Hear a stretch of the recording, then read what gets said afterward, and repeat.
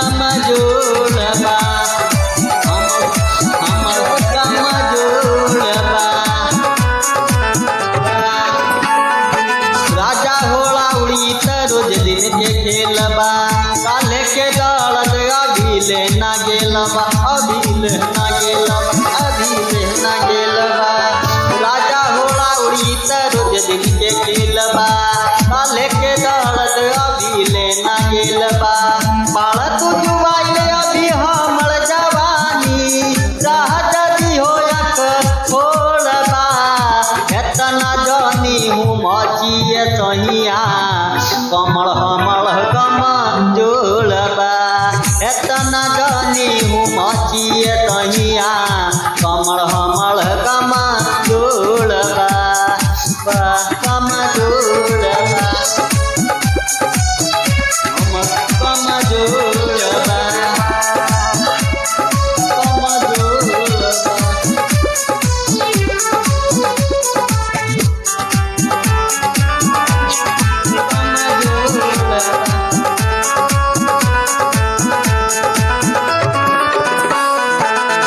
नाने उमड़ बाटे नाने बाजवानी ओह में लागे न मनवा हो।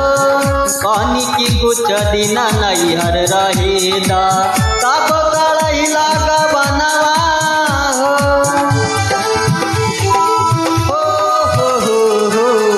नाने उमड़ बाटे नाने बाजवानी ओह में लागे न मनवा हो।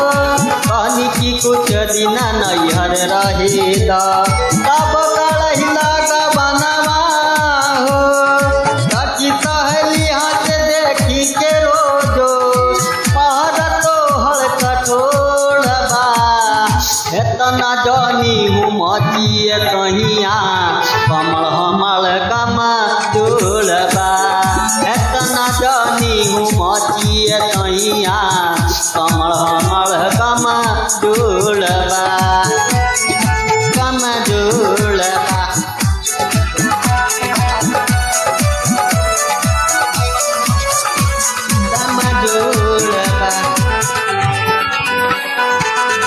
विनय बधेस सैया सोनी रउआ न तनको सहूरबा।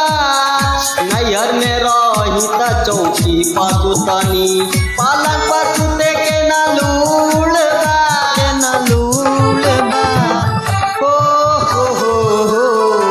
रविनय बधेस सैया सोनी रउआ न तनको सहूरबा। नैहर में रही त चौकी पसुतनी पालन पसुते के न लूलबा के न लूलबा। राइटर अपदेश पालू सुबद हो कहिले ततुआ के घोड़बा। एतना जानी हूँ मचिए सहिया कमल हमर कमजोरबा।